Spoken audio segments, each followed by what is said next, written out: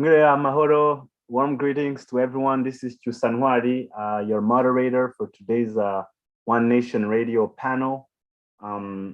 It's always an honor to be joined by esteemed panelists at One Nation Radio. We take pride in always bringing together experts in the topic we always want to cover.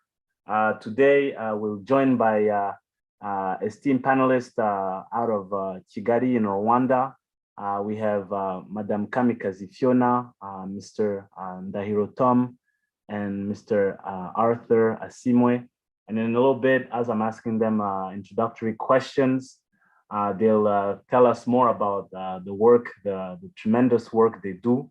As you know, today's panel, the title is Media as a Tool of Construction or Destruction. As you know, now there's numerous platforms in media, could be social media, but as well, different outlets of information. And we're always fascinated, Rwandans living in Rwanda and in the diaspora, how these platforms can build us up or create divisions.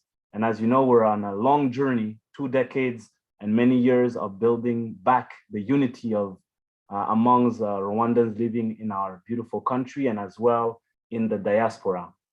With no further ado, as always, we're grateful for you, attentive audience. As you know, today it's live, so please comment, give us some feedback, and tell us if there's other maybe topics or themes you would like us to touch upon. With no further ado, I'll start questions for our esteemed panel. And as again, you're answering, please as well, make sure to tell us more about what you want our audience to know about. So, Madam Kamikaze, I'll start with you. Can you briefly give our audience an overview of your scope of work in Rwanda and in the media in general regarding educating its citizens about the 1994 genocide against the Tutsi? Thank you. Thank you very much, Chusa. I'm a communication specialist in the financial sector, but I'm also a Rwandan. So I use the platform that social media has given us to share facts about my country and also try to make sure that anyone who's spreading lies or anyone who's promoting genocide ideology is not the only one talking. They use these platforms that we use. We all have access. And I don't see why they should be louder. So I use this platform to share what I know about the genocide, and as a young Rwandan, to make sure that what I've heard, what I've seen, is shared, is known by everyone else. And I leverage my big following on this platform to make sure that I also contribute. Yeah, thank you. Thank you, Madam Kamikaze. Mr. Asimwe, can you as well share the scope of work you've done in Rwanda and in the media regarding educating people about the genocide that took place in 1994 against the Tutsi?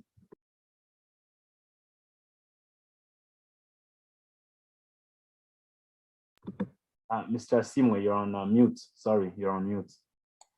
Oh, sorry. Greetings. Thank you for having me this evening, and greetings to my colleagues on the panel.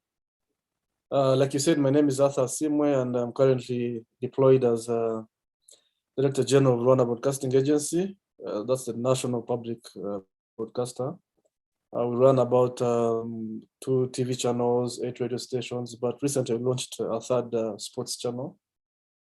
And as a national public broadcaster that RB is, we see ourselves as a bridge that connects government to its people. We make sure that we take a neutral stand and ensure that the 2 very important key stakeholders, that's the government.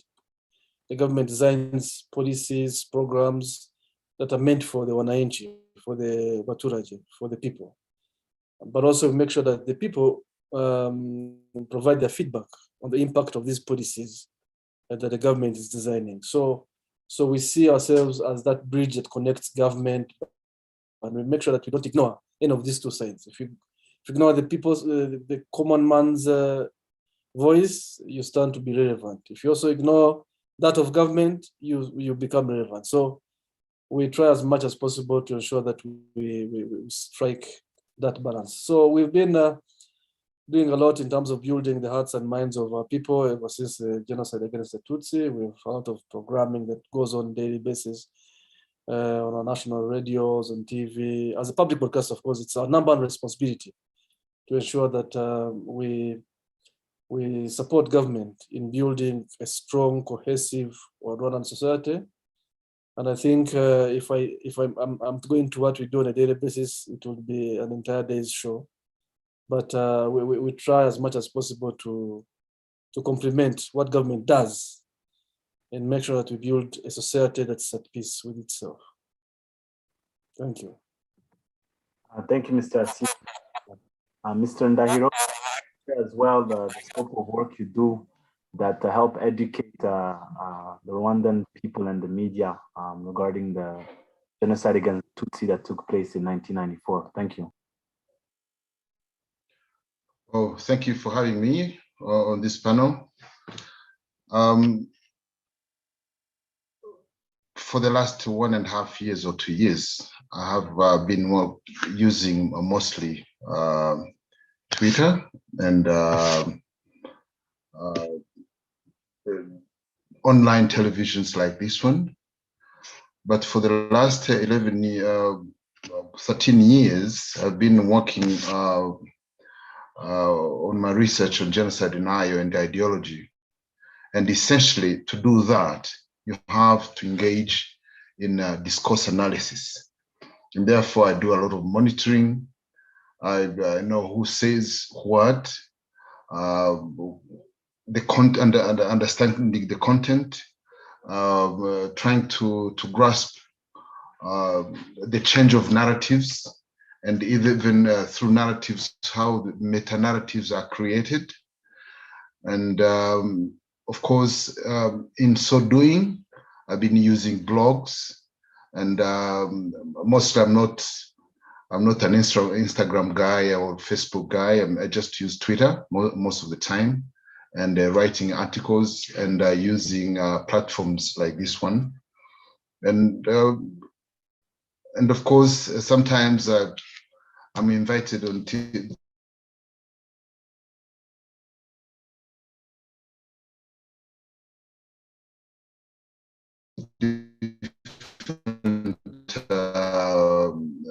television stations, but there is a complementary.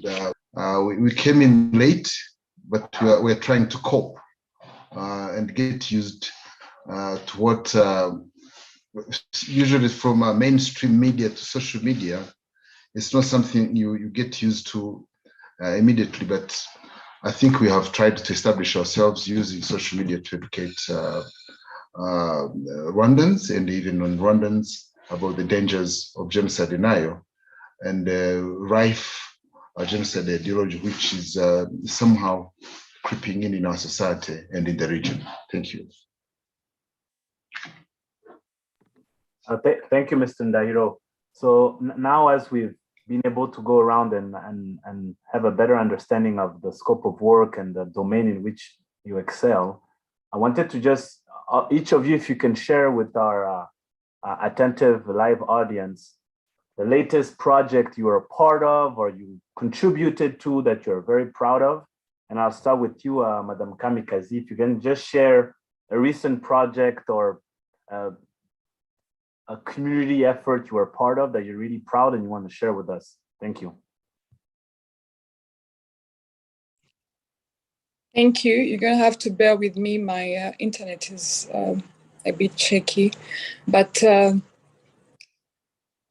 this is a tough one. As I mentioned earlier, I'm in the financial sector, so I'm part of this in a more of an indirect way. But I've worked on different projects in partnership with different governments or institutions. One thing that I can mention is reporting on the the French report that was both reports. There was a French one, and then there was a news report that was done by the government of Rwanda. So sharing and getting to read about them, both reports, and what they mean for Rwanda and France, and seeing that there is a big step that has been made on both sides. So that's one of the things that I've worked on, and I was very, very happy that I managed to witness such a historical and moving moment for our country. And yeah, I got to report about it, hear about it before. I think I was part of the team that heard about these reports and what were in them, and got to read both the full reports and executive summaries. And that's one project that I can say that I'm very happy to have been part of. Thank you. Thank you very much. Mr. Asimwe, if you want to share with us as well.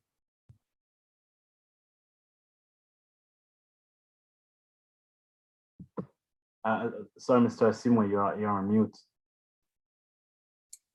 Sorry, I'm muted. So I'm saying that's a difficult question to answer, because my work requires that I do so many projects on a daily basis. So I don't know which projects I can point out. But I think one of the exciting ones, or one of the interesting ones, is something we're working on how to better manage social media, because we think these platforms, though they're very important, they're very good, they've brought so many opportunities, we see a lot of abuse on the platforms. We see a lot of terrible content, especially on platforms like YouTube, that if you don't manage well, it might cause problems for our society. So one of the projects we're working on is to see how do we better organize our guys here, to work together to ensure that they can self-regulate themselves. Because you say, if you see what goes on platforms all over the world, even there where you are, but also most especially here in Rwanda,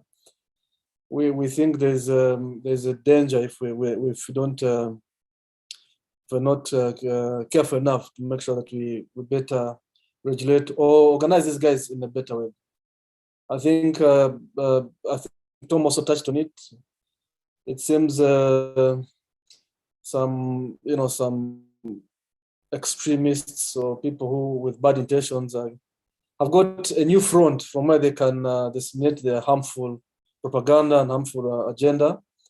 And for me, as a person in such a responsibility, it's my duty to ensure that I advise government on what needs to be done. And so one of the projects we're working on is how do we best organize these guys and make sure that they regulate themselves, or make sure that they're more productive, or make sure that we as much as possible try to deal with this harmful content that every morning you wake up, you find a person has put up a channel that talks about all sorts of evil stuff that is so outrageous. And so, because it has become a free ride for everyone, we don't think that we should just sit down and wait for it to harm or take us back to the dark days. We should not be thinking of now. So maybe as we continue the conversation, we can dig into that and see what exactly we're doing, and I'll be happy to share. Thank you, and Mr. as well, if you can share a project you've worked on recently. Thank you. So far, I have not introduced any new project. What I'm doing is a continuation of what I've been doing for the last so many years. But of course, I'm trying to understand what my fellow panelists have just said, especially Arthur. There is an invasion let me say, there is an invasion by genocide ideologues. I'm careful about using words, but there are genocide ideologues now who are just in the country and who are using mostly YouTube. And of course, they still work with, they have been working, they're working and have been working with existing channels outside Rwanda. Previously, we had a problem of foreign radios like the Voice of America, the BBC, and we had channels or platforms like Jumbo ISPL in Belgium and many others. But as of recent, since last year, I think, or August, these hate channels on YouTube are just mushrooming. Yeah, you have one, maybe one in every month. You have a new one coming, and the virulence increases with time. So my I would say my concern and what I do every day is trying to monitor who says what and make the general public aware of the new poison being injected in the society.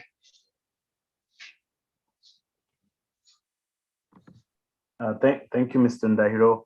I'll go back now to Madam Kamikaze with my question to you would be, how much do you think, earlier Mr. Simwe alluded to the plethora of media from out there. There's so many, hard to keep up with, but how much do you think the numerous media platform existing contribute to bringing unity amidst Rwandans? Rwandans obviously in Rwanda, but as well in the diaspora. With the numerous ones that we have, how much do you think are contributing to bringing unity? Thank you very much. As a country which has gone through the genocide against Tutsi, we have seen what bad politics and media can do. So in this new Rwanda, the Rwanda of unity, media is now being used to share positive government, social and economic happenings in the country. This promotes transparency, which also in return builds trust among Rwandans. I'm sure very many of you, even Tom just talked about it, these new YouTube channels that are being used by genocide deniers, they hide behind freedom of speech and continue to spread the genocide ideology. One thing I've seen is that it was both young and old Rwandans who call them out. We don't want them to continue spreading their bad their genocide ideology. And it was those young Rwandans who were asking our investigation bureaus to look into it and stop it. They have seen, of course, it's because we have seen what bad media can do to a country, and we don't want that to happen ever again. Not only in Rwanda, but even in other countries. We need to make sure we are all on the same page when it comes to unity and reconciliation. We should be speaking one language when it comes to this. As young Rwandans, we need to understand that this is not our elders' fight. We always see Mr. Tom Ndahiro fighting these battles alone. So they need our support. Those running these shows, those writing these anti-Rwanda articles in different big media outlets, you've seen they get to write. They get quoted by The Economist. They get quoted by BBC, and writing anti-Rwanda articles. Those who are writing them are our age or a little bit older, but not most of the times Uncle Tom's age. So we have left the battlefield. We don't want to be involved. That's one thing that we should be looking into as young people. We have to always remember that we have very, very big shoes to fill. Rwanda was considered a failed state a few years ago. And today we are a country that so many look up to in different aspects, because our leaders, our parents have sacrificed a lot for us to be where we are today. We get to go to school, we get to live in a peaceful country. So what I would say that, of course, they have an audience, they have people, there are organizations that Mr. Tom mentioned who are going to listen to them. But for us as Rwandans who have seen what Rwanda can achieve in less than 30 years, there is no room for complacency right now, because we have a lot to protect and we have a lot of work to do. We have to build more. The journey is long, it's bumpy, we face those people, but I know we are a strong people and we can do it if we work together. So that's the unity part that you talked about. And we have seen if we work together, we can achieve this. So if we come together, all of us, without leaving anyone behind, the unity that we all want can be achieved. Thank you very much. Thank you, Madam Kamikaze. Mr. Asimwe, going back to you here, can you give us an idea of the role of RBA and the Rwandan media in general in educating people on the importance of unity, and what are some of the shows that emphasize on it? So the role of RBA and the Rwandan media, and then maybe highlight some of the shows that really educate people about unity. Rakoze. Rakoze, let me start by just re-echoing what Fiona has just said. And we can put it in the larger context of RBA's role in building a strong society. I think Fiona makes a very important point. You see, these extremist groups, the genocide deniers that are spread across Europe or even here, Africa, or even North America, they know very well that that their only approach to this destroying a society is through media. They know a military approach is next to zero or impossible. But they've tried it several times and they have never succeeded. So the only front they have now is using this digital infrastructure that my colleagues have been talking about. And my friend, our elders here, for them, they did their part. They fought a good war, gave us a country, sacrificed their lives, did everything possible for us to have a country that we enjoy today. Now, you're not going to give the burden of fighting bloggers and YouTubers. You give the burden to General Kabarebe or these elders of ours that you know. Of course, for them, they did their part. They did their part and did it very well, that we appreciate. Now, the new war is through these platforms that we are using today, the YouTubes and the like, social media. And this is a platform that the young people, I hope there are so many young people following us here today, that the young people can play a very important role in fighting. We appreciate what our elders did to give us a country to enjoy today, but the new front now is on these platforms that are being used to discredit some of the achievements. But actually, I don't think it's really, they're also not that strong, because most of these fellas, I don't know what to use, but using these platforms and ignoring them, and they go and dominate these platforms is terrible. Yet you and I and Fionas of this world are able to use the platforms ourselves. So it's a call upon the young people, a call upon the young generation, that to show gratitude for what the old generation of the Tomda heroes did, that we take it upon ourselves to ensure that we contribute strongly to denying these guys a platform. These fellas who have an agenda of trying to finish what they failed to complete in 1994. And these guys are very weak. They're not even very many. If we took it upon ourselves as the young people that wish Rwanda good, young people that see where this country came from and where it has reached today, people who are eager to ensure that, you know, the achievements are consolidated as one nation, as Abanyarwanda, regardless of your background. If you protect these and consolidate these achievements that our elders have placed into our hands, we need to find it as a responsibility to fight these extremists that are using these platforms. So I just wanted to compliment what Fiona said, and I'm sure it's a simple task. It's a task of making sure that it's your responsibility, that every morning I'm putting out something there that is going to be speaking the truth, or I'm going to attack these denialists or these extremists that are using platforms. If they come up and post something, I find it as my responsibility to make sure that I respond to them. I don't have to be reminded by anyone.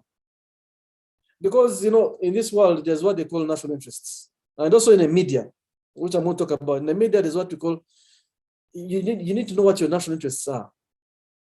You know, independence, those are theoretical things, my friend.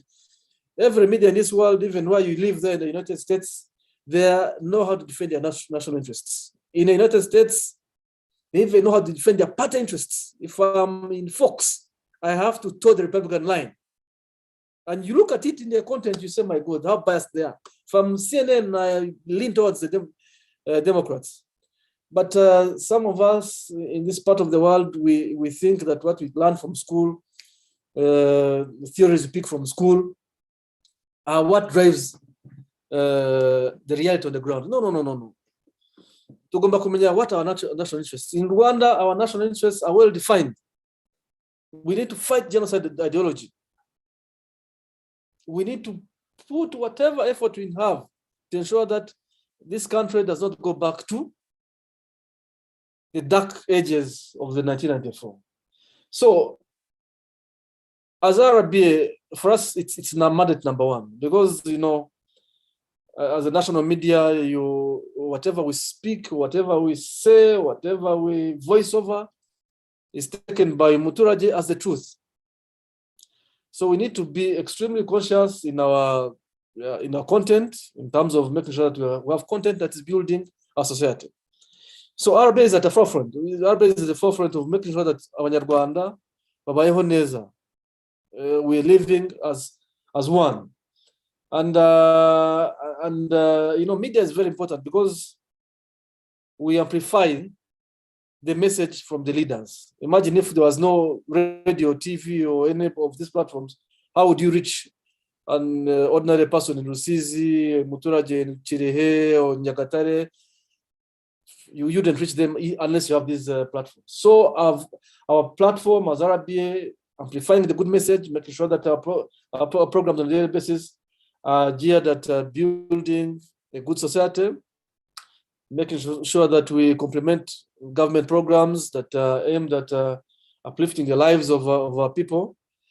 And I mean, for us, there are some no-go areas. There are no-go areas. We do not entertain any ideological mindset that promotes ethnicity or divisions. That one is a no-go zone. And for the last many years that I've been here in RBA, I think we have gained the respect of audience, which is most important. And we ensure that on a daily basis, we do programming that helps heal the nation and move forward. So I think the most important thing that we should be discussing is what do you, Nwari, and the young dynamic people that are in the diaspora, what can we do together with the people like Fiona that are here to make sure that we amplify our voice or become stronger or have a stronger presence on these networks, so that these little simple few extremists are not dominating dominating these channels. Thank you, Mr.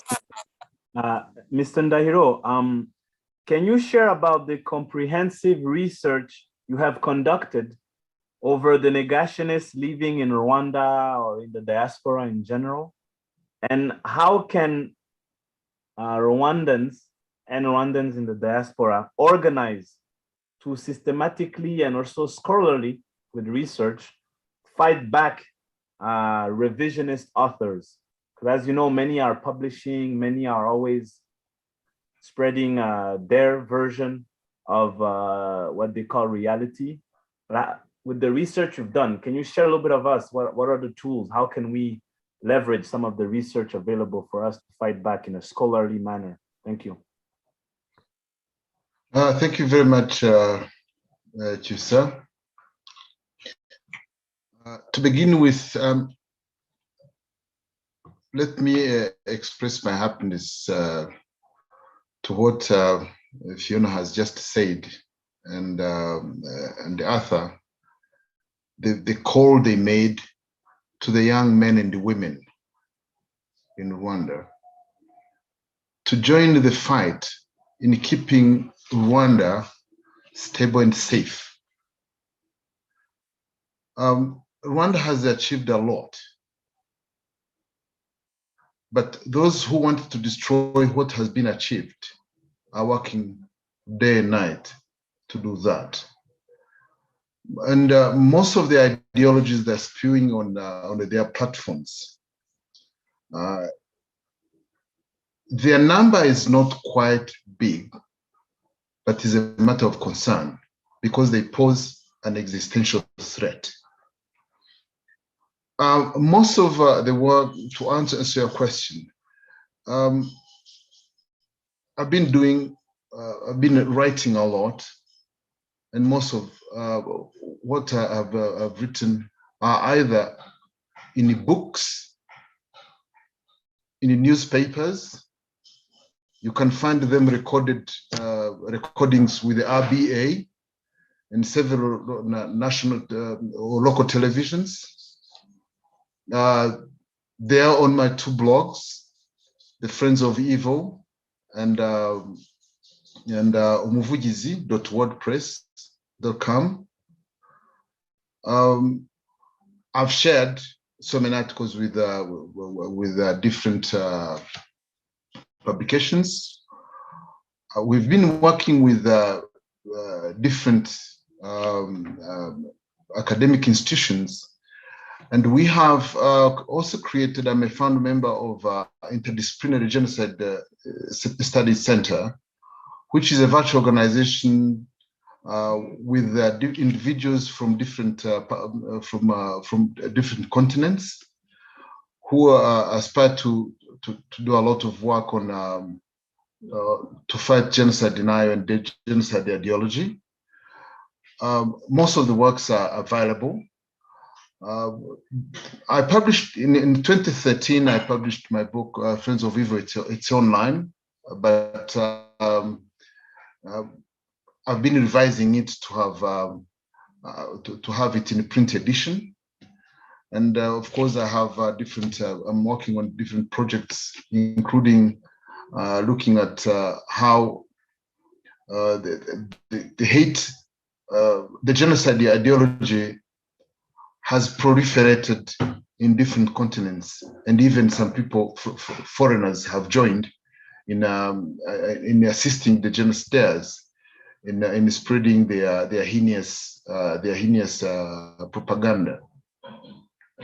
One most important thing that I've been sharing is to see how these Rwandan genocidaires have been trying to change their looks. It's as if they are masking themselves, trying to get a different look from who they actually are. I'll give you, I wouldn't mind mentioning names. When you have individuals like Joseph Bukeye, who lives in Belgium, or Gaspard Msavyimana in Belgium, having platforms on YouTube. But of course, young people like Fiona don't know that this Gaspard Msavyimana was on the board of Radio Mille Collines, RTLM, in charge of, in a group which was in charge of doing some content analysis and content production for this radio. And the same person like Gaspar Musevimana or these others were with Nahima and Ferdinand, and they worked closely. They were in the same group with Venuste Nshimiyimana, who worked for the BBC and is right now working for the Voice of America. So if the young men and women have to join this battle, one, they have to have a will to learn the importance of fighting this war. That's why I wish they can heed the call made by the two other panelists, that it's a high time we hang our boots as senior citizens, and for the young men and women to take on the battle, because the battle is there, has to be fought, but those who are supposed to be fighting it are not doing it. And this is the most important part of this program, that it's a wake-up call. We don't have friendly media.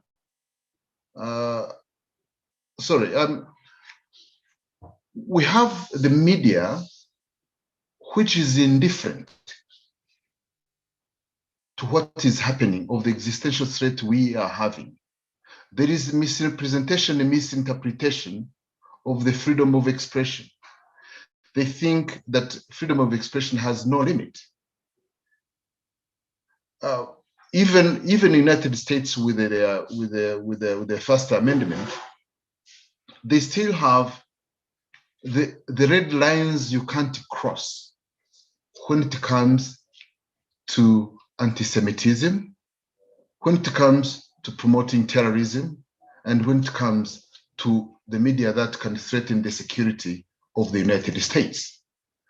But this foreign media, when it comes to Rwanda, maybe because most of the propaganda or the messages on YouTube or on Facebook is in Kinyarwanda, and therefore they have no translation, they even don't care. Recently, one of these YouTubers dared to say that Rwandans should forget about commemorating the genocide. This is beyond an insult, but this was just, it was just like hitting, putting an acid in a fresh wound of a genocide survivor. So for me, what I've been doing and what we've been doing, trying to work with the members of the academia and members of the press, because I'm still there, is to make sure that these people who spew their noxious ideas are known and their message is denied oxygen. Thank you. Thank you, Mr. Ndairo, for this thorough question, and always the great reminder of making sure us, the youth, we know that we're going to have to pick up the baton, because as you know, when we're not talking, they're going to be talking.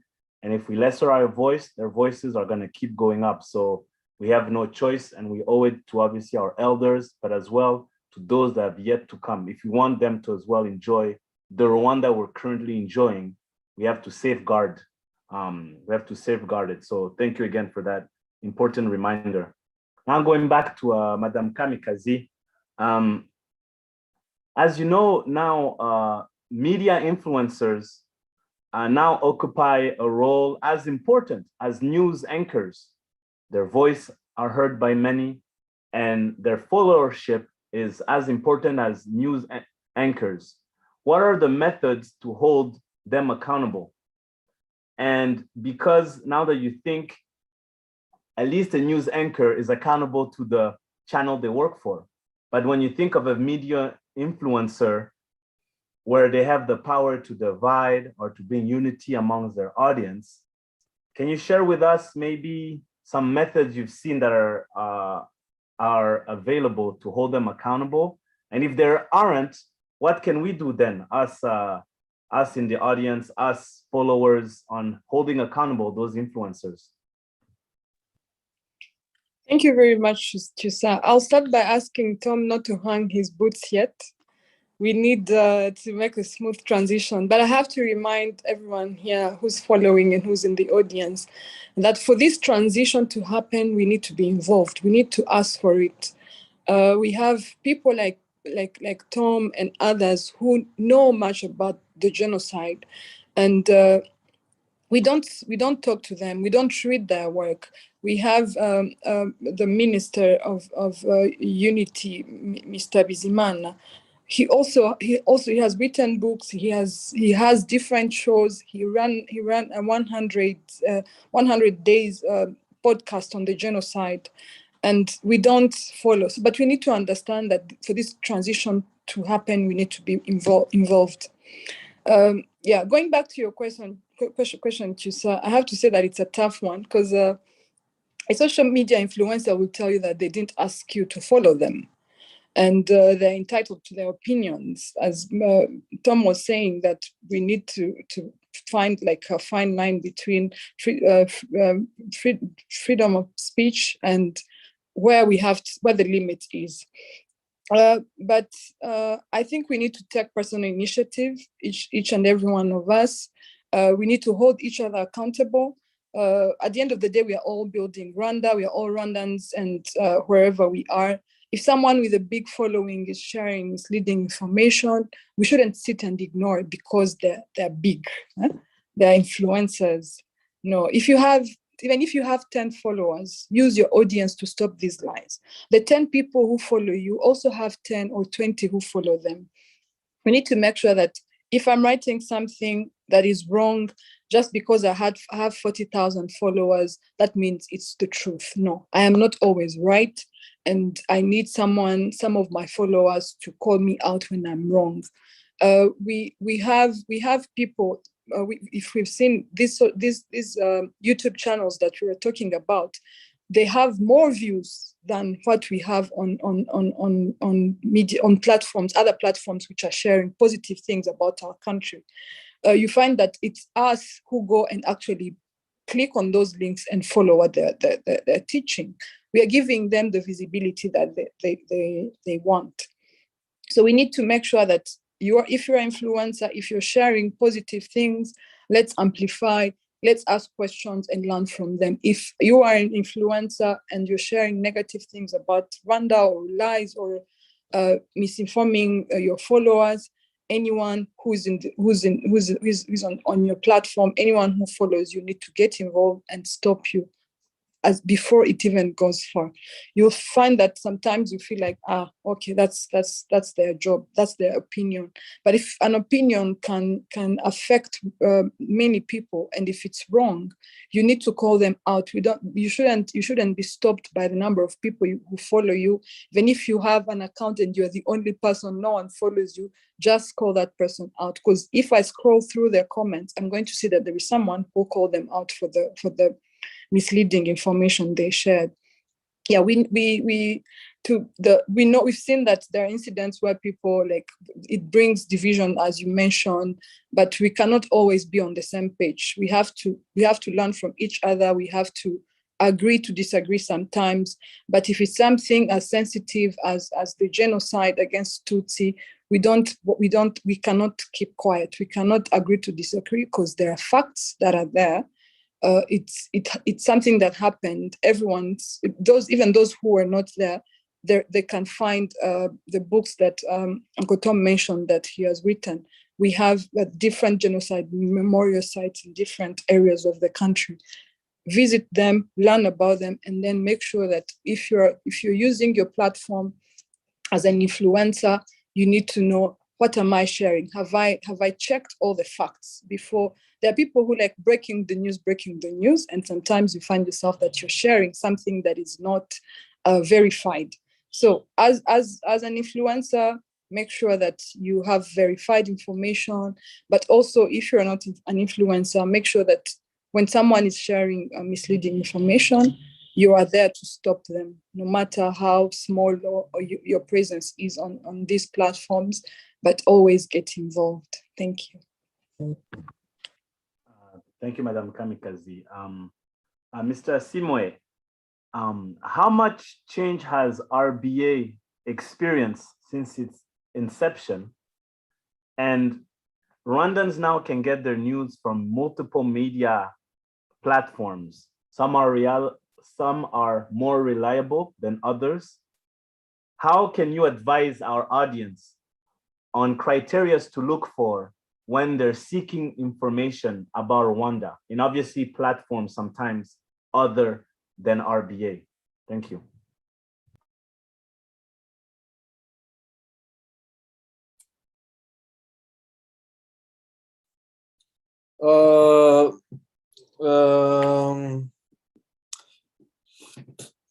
Let me again also, before I answer your question, let me also say something on again what Fiona just talked about, and the question relating to influencers. I think it's good. It's good to have these platforms. It's good to have many influencers on Instagram or Twitter or Facebook or YouTube. But I think also Fiona mentions something important, and that is, what are we sharing? You might be an influencer, but what are you sharing?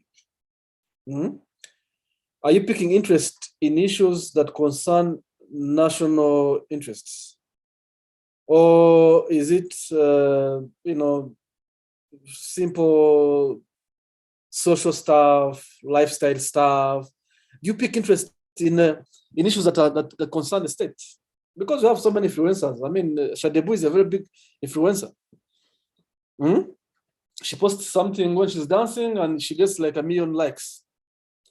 When Echi is making an important speech, you find that the likes are not comparable to what Shadebu is getting. Or when you look at something like yesterday, there was a big concert here, a big concert of Bruce Melody, versus 25 years of GRG that were celebrating yesterday. You look at where the conversation is in terms of what influencers looking at, what are they promoting. It's the picture I get is that most of them are not really interested in promoting or debating issues that concern the state. Most of them are so much interested in social issues. Where's the concert this Friday? Where is the fashion show? Yes, that's good also. We should also have that life. We don't have to be doing politics every day. But I think the code is that if you are an influencer on these pages, you need to also be interested in promoting content that is of a national character or is promoting the overall national interests of the country. Pick an interest in fighting genocide deniers, as opposed to only talking about birthday parties or baby showers, that kind of stuff.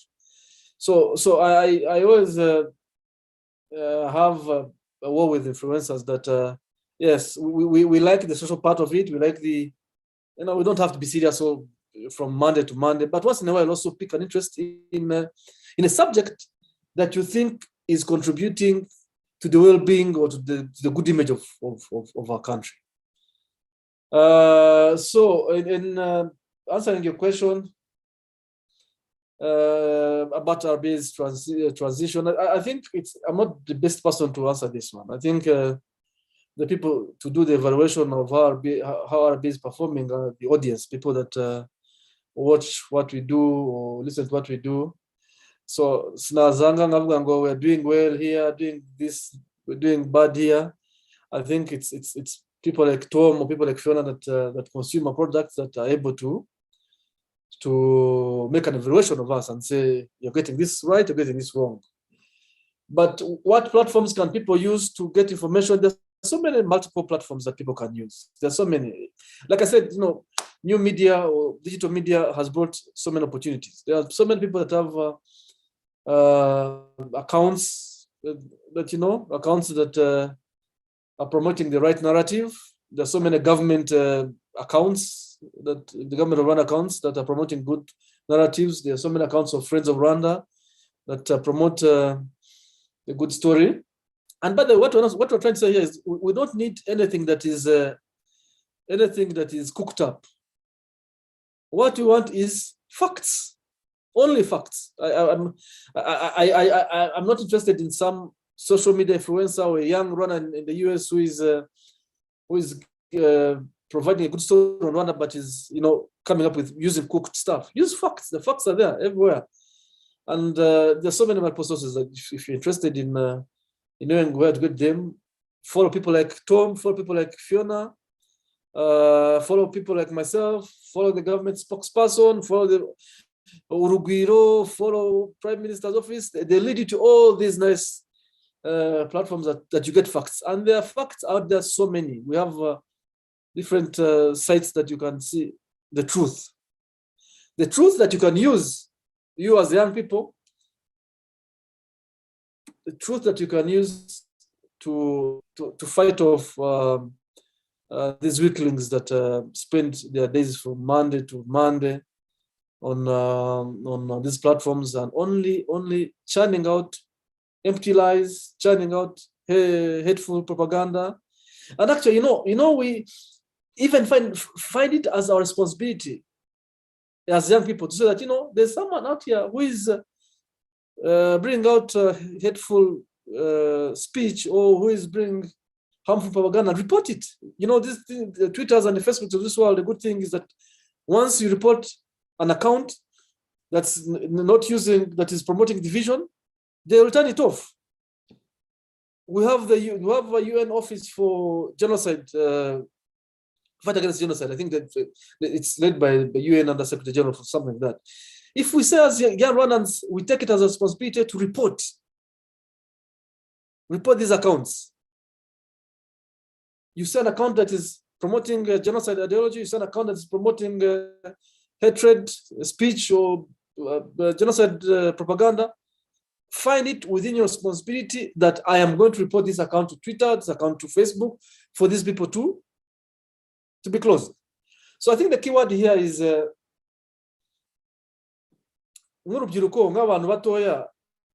let's do away with the culture of Nibindeva. It's our country. It's not Tom's country. It's not H's country alone. It's not my country alone. It is everybody has a role to play.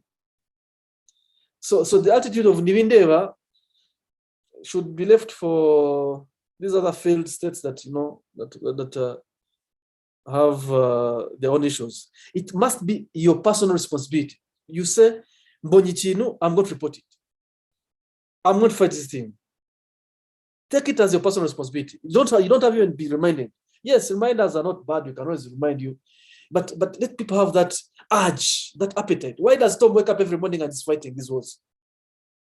Why should it be his responsibility alone? Of course, because I've also not done much. But let's find it within ourselves that these social media wars that we're talking about are very simple wars. These guys, our elders are talking about it. Our elders have fought much harder wars, battles. These other ones of just sitting on your computer and getting your laptop and defending a country. These are simple things that we young people should be able to use and defend our country. So platforms, Wambazagazo, there are so many there, so many that you can use to find out the truth of whatever discussion you want to engage yourself in. Thank you.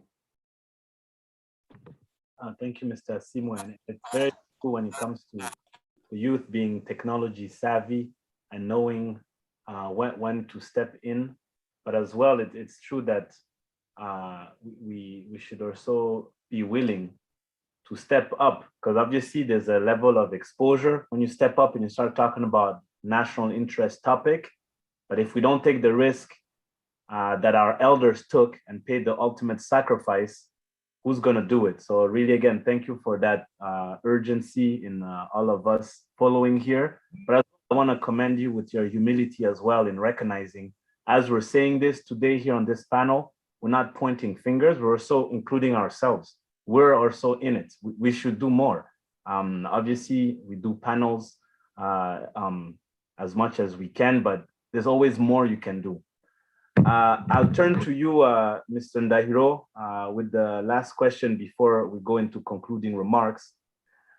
What is the role of academia in shaping the research lens on a sensitive topic like the 1994 genocide against the Tutsi in Rwanda? And perhaps sometimes we don't want to reinvent the wheel.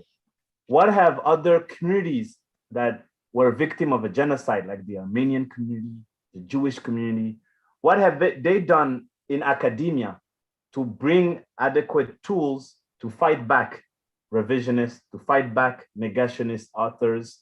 What can we learn maybe as well from the Jewish or Armenian community in the literature they provided the world in general in how to fight back revisionist and negationist authors? Thank you. Well, thank you very much. Before I respond to that question, maybe I chip in something in response to what Simo has just said. Indeed, I again commend what they have both him and Fiona have said. For the youth to take the baton in fighting this war, the first thing is to be aware of the necessity to join in the battle. Be aware that your young age is a factor in fighting a war which has a continuum. For someone to report the toxic messages on YouTube, on Instagram, on Facebook, one has to appreciate even the seriousness of that content. When you have someone telling lies or writing a terrible comment on an internet platform, appreciating the necessity to report that, one has to understand the seriousness of the message. For example, when we are dealing with Arthur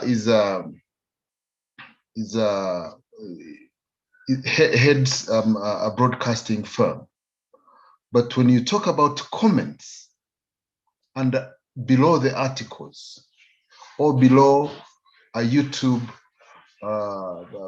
video, then we are dealing with a problem of narrowcasting, whereby individuals can hide their identity, running away from responsibility and accountability to spread or to spew their heinous messages.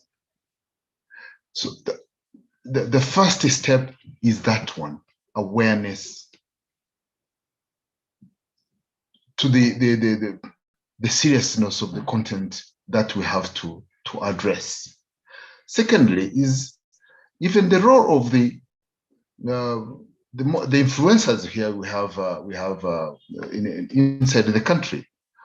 We have media organs who have on YouTube.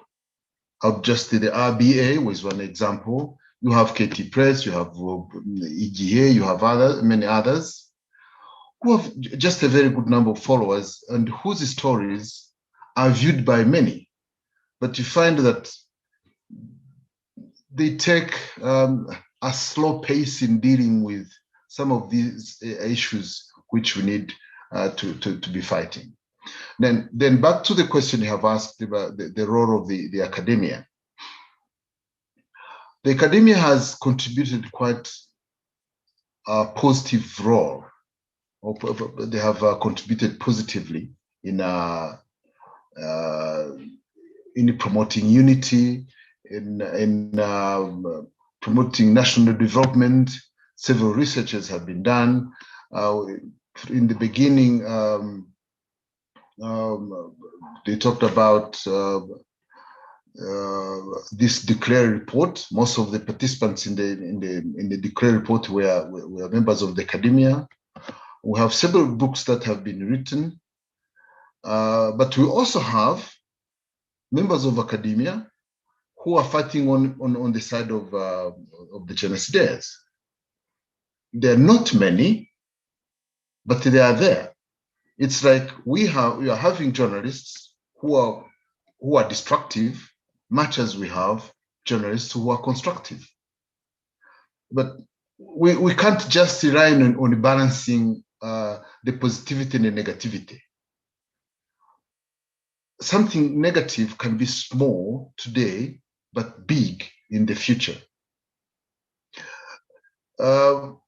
And that's why you asked for a comparative analysis between what has been done by the Armenian communities and the Jewish communities worldwide in fighting the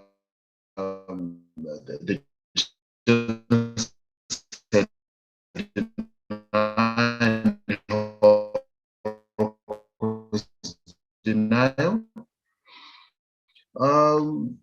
It's not the same who are fighting the denial of the genocide. When you look at the reactions, it is as if fighting the genocide, fighting denial against the Tutsis is something that you can postpone. Whereas when you have anti-Semitism or Holocaust denial, the reaction is different. And I think it was in 2009, the Human Rights Watch had to fire members of their staff because he was a corrector of the Nazi memorabilia. Correcting Nazi memorabilia led to the sacking of one of the directors of the Human Rights Watch. But here, Human Rights Watch is promoting genocides in Rwanda. And you find that few people get concerned with that. Someone like Iruse Sebagina, Paul, he's someone who has openly sided with the genocidaires, but they don't talk about it. And he has members of the academia in American universities who have been supporting him as if he said nothing, he wrote nothing. He participated he didn't participate in any meeting which was promoting the genocidaires. So when it comes to fighting the genocide against Tutsi denial, somehow there's an international.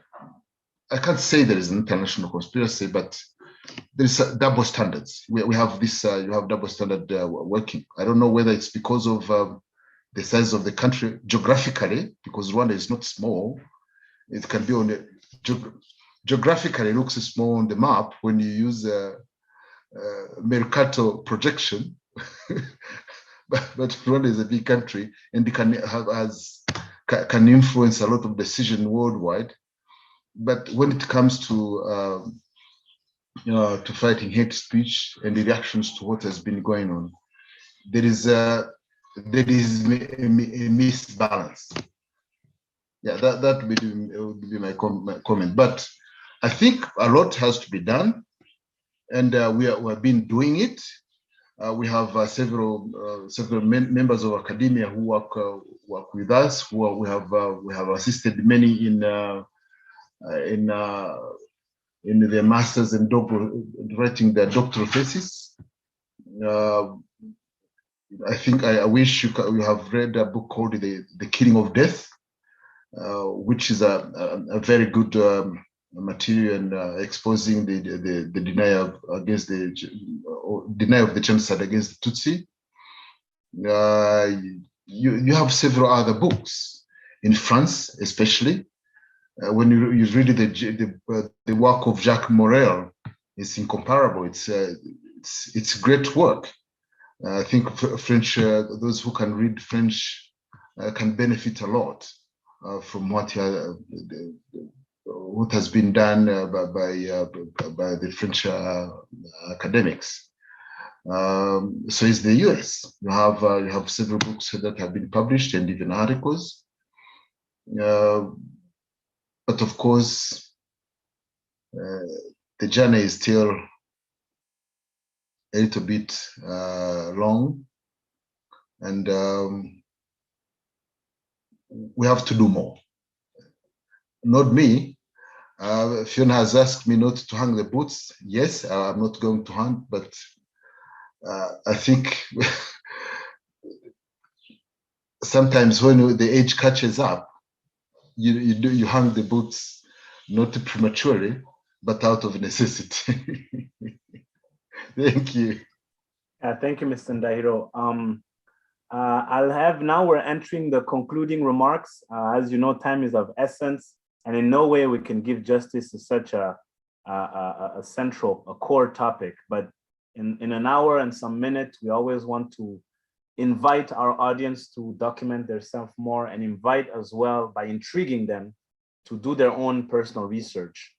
With that, Mr. Asimwe, in the concluding remarks, I just wanted to know, how can you perhaps share a great achievement you've seen, because we've mentioned a lot how the youth should pick up the baton, but you mind maybe sharing with us an instance where you've seen the youth pick up this baton in their own respective way, and you kind of in a way of encouraging them to do it more, and just in general as well, any last remarks you want to have for our attentive audience regarding how to stay vigilant, because media can be a destructive or a constructive tool, as we know. So highlight youth achievements you've seen in fighting this fight, and then concluding remarks from you. Thank you. Thank you. I don't know what example I can directly point out to, but even look at there's a story that we think we didn't give even due attention so much yesterday. This story of these guys who the genocide survivors, kids who survived the genocide and didn't have parents, and after genocide they found themselves alone without any single parent, no relative to look up to, and these young men and women with all this terrible background managed to put their lives together amidst all these challenges, and they have emerged as responsible, productive citizens of our country. These, because maybe you and I and anyone here might not have gone through the kind of challenges they went through, but an incredible story. Imagine you're 5 years old, you're 4 years old, you're 7 years, you're less than 10 years old, you don't know anything. And you have to make sure that you raise yourself into a man and a woman. And these young people, yesterday, were celebrating 25 years. And most of them have become extremely productive, good people of society. And they have, they made it part of their commitment to fight whoever is promoting genocide ideology or promoting divisive speech. So for me, I was thinking about it this morning. I was like, but how do these people really manage? How do they really put their lives back on track and become useful people in society because of the background they had? And so I think it is an example to so many of us. So some of you guys are in privileged to be living in the Western world. The Western world gives you everything, but at the end of the day, East or West, home is best. So whatever you're doing, whether you're in UK or Brussels or North America, at the end of the day, you're a Rwandan. And that has to be at the back of your mind. So whatever I do, you need to ask yourself, what am I going to do? What should I do also to make a contribution to my country? In whatever small way, what Tom has been saying, even if you read these harmful laws or bad articles that come out on different platforms and you take a time just even to comment and give a good comment, that's a contribution. That's a contribution. So I think the most important thing is to find it within our responsibility as young Rwandans, as a young generation, as the new or the next leaders of this country, that the survival of this country depends on its people. And its people are you. Its people are us. The survival of this country is not dependent on foreigners or on the UN. It's us. And we have been extremely lucky that at least we have a foundation that we can base ourselves on. You know, ibihugu byinshi hanga byose byinshi ubona muri Africa, they don't have a foundation. They don't have a foundation at all. We are lucky that we have now a good foundation. And a foundation that has been laid by our seniors at least guarantees us a minimum of 50 years of steady progress. Minimum.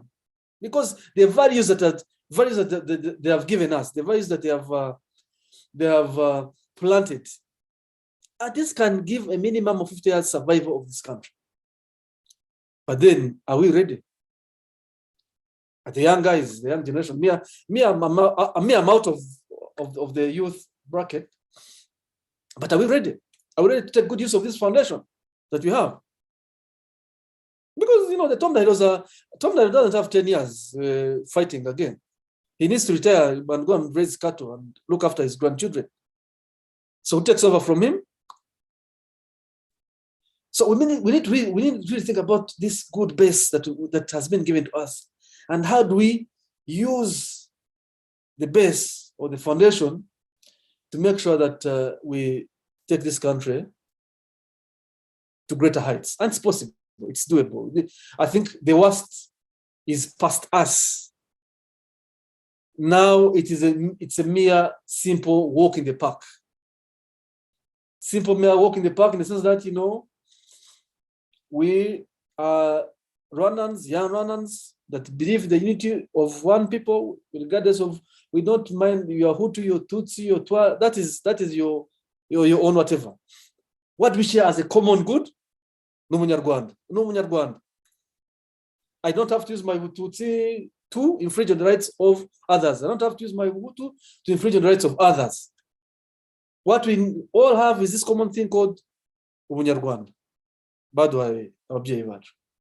So the young people, especially the young people out there in the diaspora, please, east or west, home is always sweet. And Rwanda is extremely sweet nowadays. So you shouldn't sit by and watch these few elements, and weak elements, by the way. Weak elements, they don't have any, the content of their debates or the discussion, the content is so shallow. We have better content. The content is in the facts, in the things that have been done, the achievements on the ground that everybody sees. They speak loud for themselves. So the onus is upon us to make sure that we take good use of this foundation and build a country that in the next 50 years, as opposed to us going there. Thank you for your time. Thank you, Mr. Asim, for these wise words, but as well this very compelling challenge to all of us. Mr. Ndahiro, you too, I'll let you do some concluding remarks, and as well, if you can highlight if you've seen some achievement from the youth, so others can be inspired to do the same when it comes to fighting this noble fight. I thought Arthur's comments were enough for conclusion. But for me, what I would say is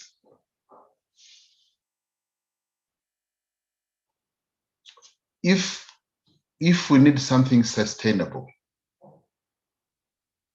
and doing it in a sustainable way, what others called you can call being a bystander or being indifferent. This attitude of indifference is not doing us service. It's a disservice. If people can retweet or send messages of lifestyle and entertainment, that's fine. I wouldn't mind them doing that. But the life of a nation, when is threatened, they have to get concerned. When someone is talking about denying Rwanda assistance, that person is not building a nation, is destructive. I wouldn't mind having a group of young men whom we can work together and chart out the plan of creating an encyclopedia of these genocide deniers, these haters of Rwanda, doing it in a systematic and a consistent way. Yes, there are young men who are trying to do it, but yes, what they're doing is not enough. Why don't they do it? This is a question, a $1 million question that has to be answered. If they can do it, why don't they do it? If we appreciate nation building needed sacrifice of just retweeting, sharing, liking doesn't need any sacrifice. Just appreciate why you have to do it and the importance of doing it. And it's something that was supposed to have been done day before yesterday. But now, once it wasn't done, let's do it. Why would we feel someone who thinks we should promote national amnesia? When someone just goes on his YouTube channel and says people should forget about what happened in Rwanda simply because it hurts the perpetrators. Can you say the same in Europe? The answer is no. Can you say it in America? No. Then why accept it to be done in Rwanda? Where are our young people just to condemn? What's the source of this indifference? Is it because they don't understand what it means? Maybe. Is it something good to maintain? No.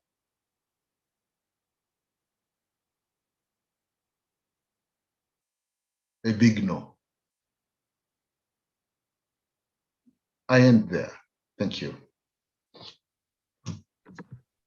Thank you, Mr. Ndairo. I'll have now, last but not least, Madame Kamikaze kind of share her own concluding remarks. And it's beautiful to end in this way because you are the intersectionality of two essential groups that build back this country, which are women and the youth.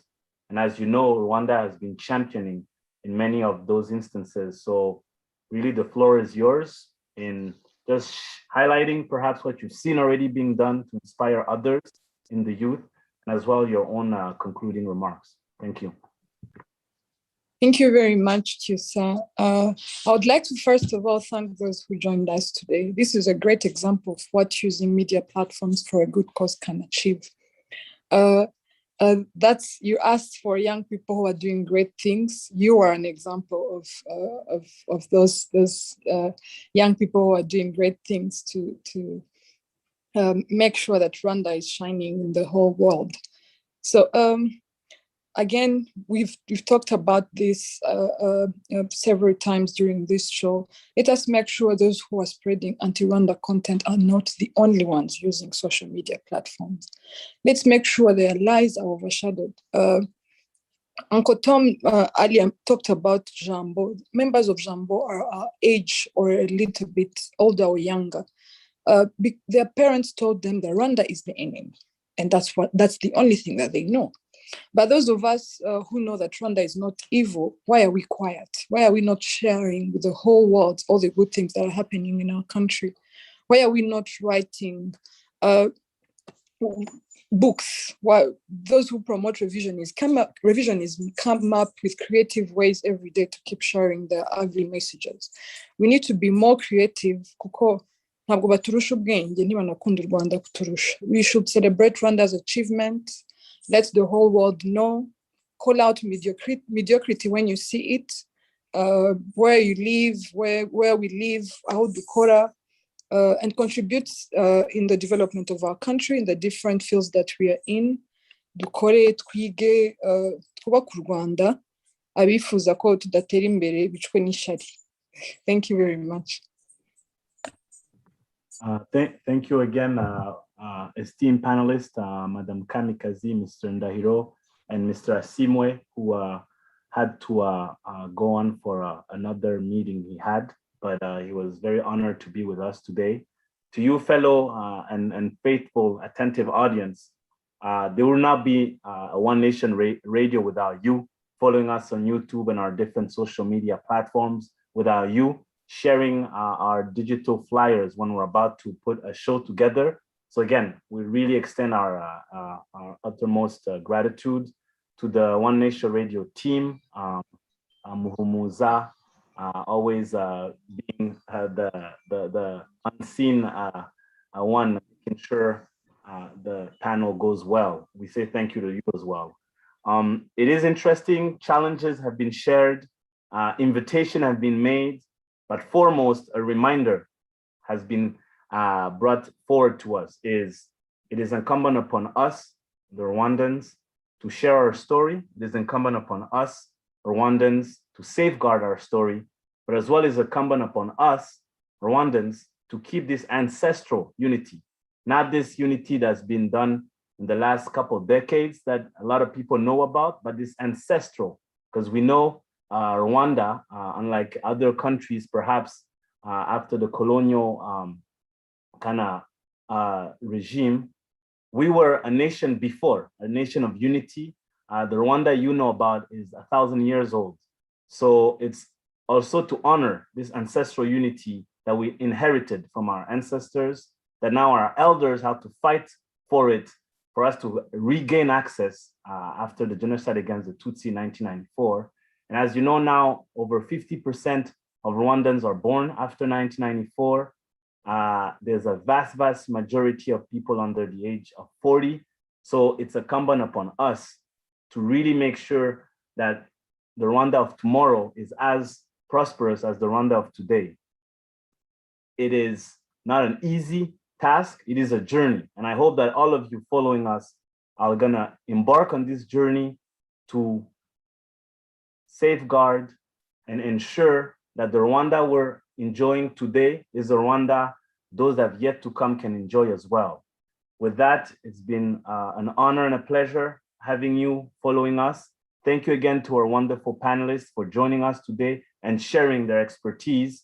And we say to you, all of you, until next time, be healthy and keep taking care of the beautiful human you see every day in the mirror, which is you. Murakoze.